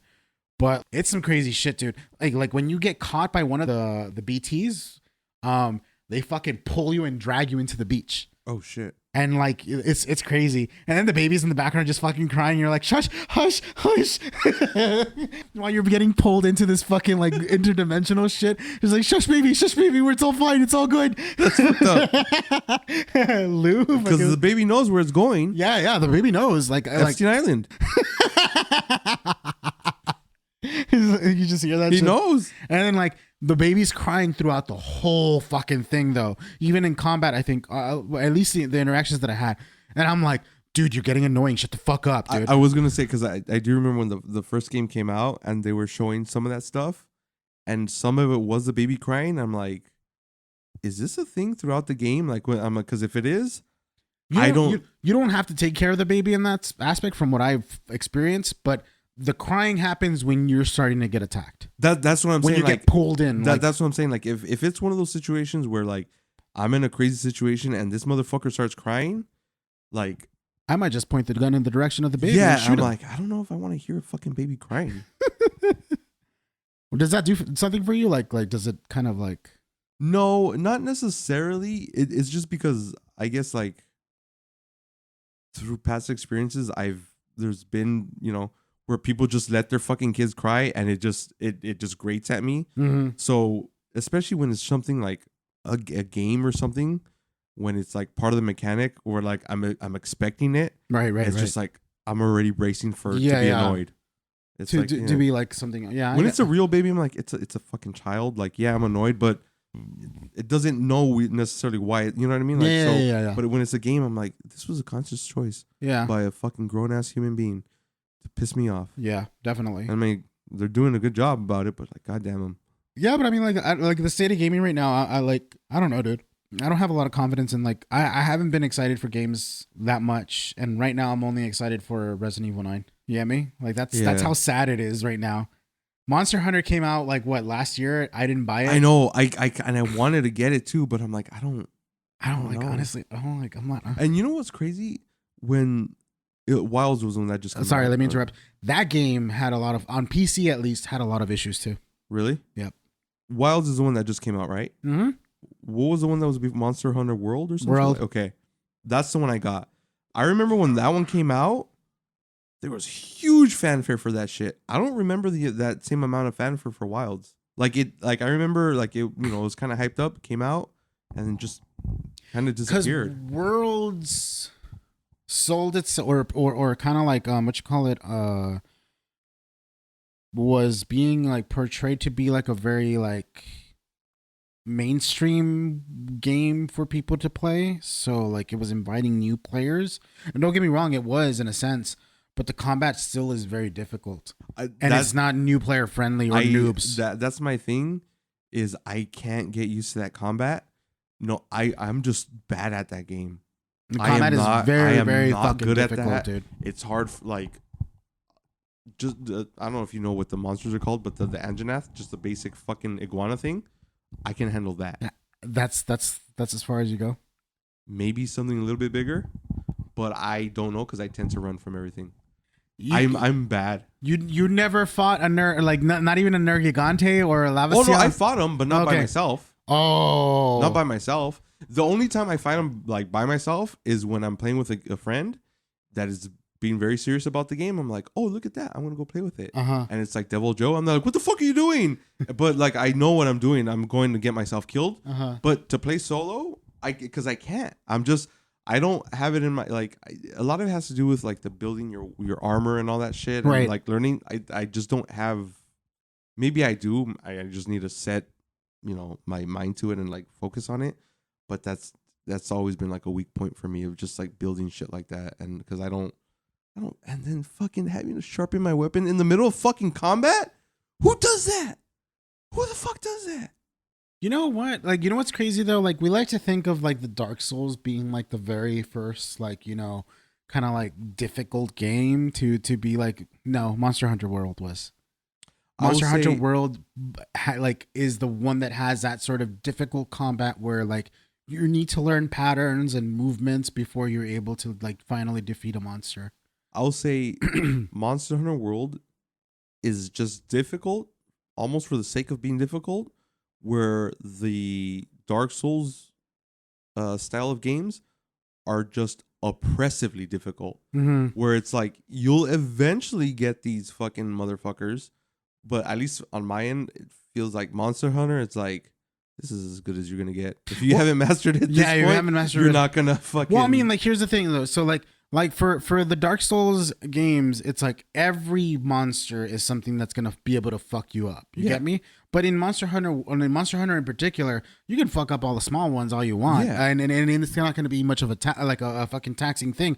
But the moment that you hit one of those big monsters, it's like you better know what you're doing, otherwise you're gonna get fucked. Yep. As it should be, because you're fighting a boss, a monster. You're fighting a big monster, a boss essentially. So that's like it makes sense. It's like But with the Souls games, it's just like It always just pisses me off because inevitably I fucking see some random running around and they just fucking take on a goddamn, what is it, the Rathlos or some bullshit. And I'm like, not the Rathlos. I'm like, oh well, That's it. You're dead. I'm gonna stick to these herbivores. Yeah. I'm like, I'm just not good at that game. Yeah. I'm just not. What weapon would you use? I went from folding axe gun. I think there was one like, it's like an axe sword or some shit like that, where it has like 2 stages.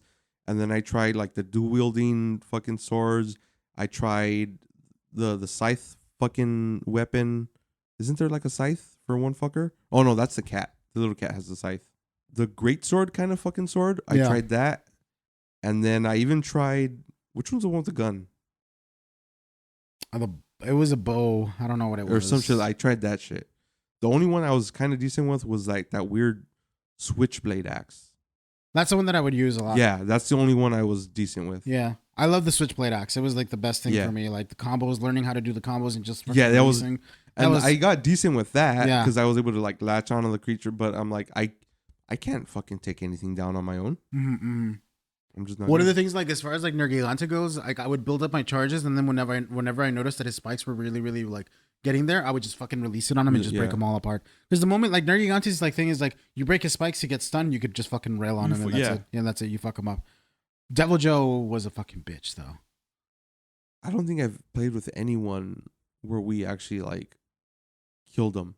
Yeah, I know we've gotten close to it, but he kept running away. And by the time we finally caught up to this one instance, I forgot what the other monster was, but he came. Oh, who was it's the monster in the desert. He's just fucking. He's like black and purple, covered in spikes and shit. Has wings.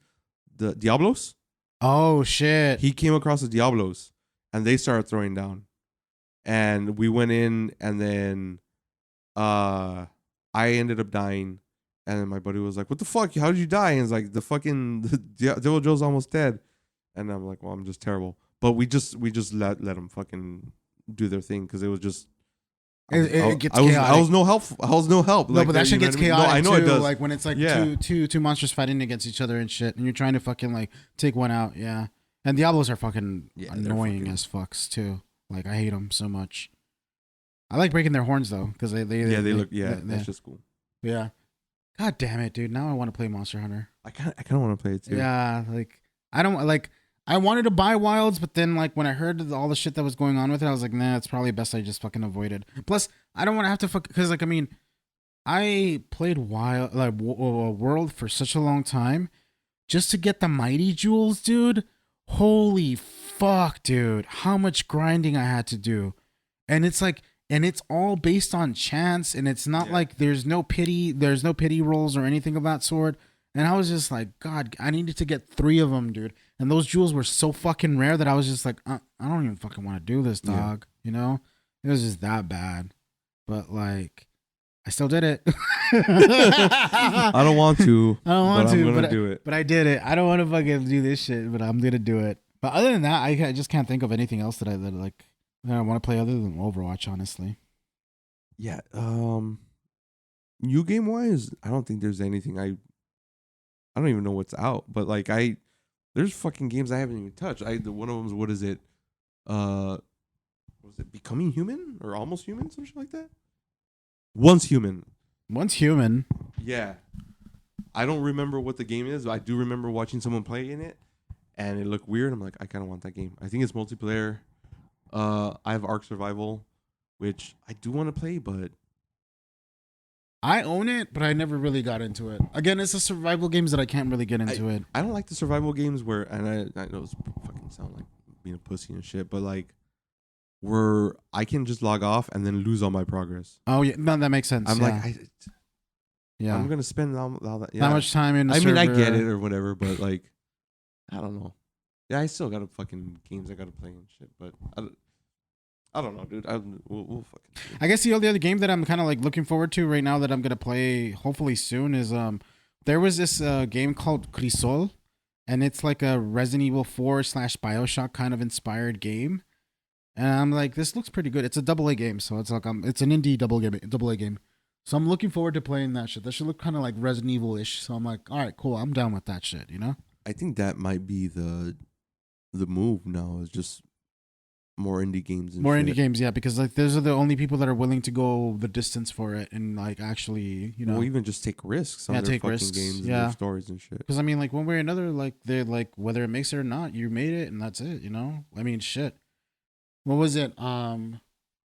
The people who did Hollow Knight, it took them like 5-6 years just to do fucking Silk Song, but I mean, it fucking sold, dude. I think like on the first day or the first like 2-3 days, it sold like 2 million copies or some shit like that. I don't know if you remember. Did you ever have the Xbox 360? Yeah. Do you remember that game Limbo? I remember seeing it, but I never played it.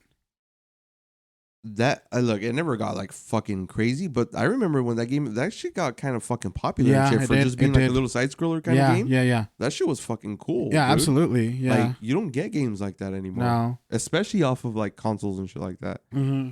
I think of the game Bastion too. I forgot about that. Bastion was made by the people who made Hades, dude. And that game was fucking dope, dude. The music in that shit was dope too, dude. For a hack and slash kind of game, that they fucking threw they did a good job with that one, honestly. What the fuck is that game, Hades? Hades is kind of like a roguelite game where you go through arenas and you're trying to reach to the end of the levels basically. And like the story is you're trying to escape hell, right? Or the underworld. And so then you go through all of these arenas, right? And these arenas have different monsters and stuff like that. They increase in difficulty. You can pick up random shit that can help you in that run. But the moment that you die, that's it. You start all over. And any weapons or any like upgrades that you They're picked gone. up in there, they're gone. However, there is a currency that you're earning that you can use to upgrade your health, upgrade something of that stays static in your whole playthrough. So like it still gives you that forgiving kind of like thing where you can do that. Oh, okay. But it's like it's a really fun game. I got to the point where I guess I escaped hell, but there's still more story after that. And I played it so much that I'm just like, I'm not gonna go through this. I'm done. Because like it's just very repetitive, and like if you don't really make it in there to the end, because some of the boss fights are pretty difficult. The fight that you have towards the end with Hades, that motherfucker like just feels unfair at times. But yeah, it's the story and the I mean all the characters that they fucking like drew out there, they're all just like, it feels like they purposely made them all hot so that you can fucking like thirst over them and shit. Well, I was like gonna say that's how I know it, because all the fucking fan art and shit. Yeah. I was like, all right, Aphrodite is like obviously she has to be like the fucking like she's the goddess of fucking love and all that shit. But she fucking like looks she's naked, ain't she? She's basically naked. Yeah. Yeah.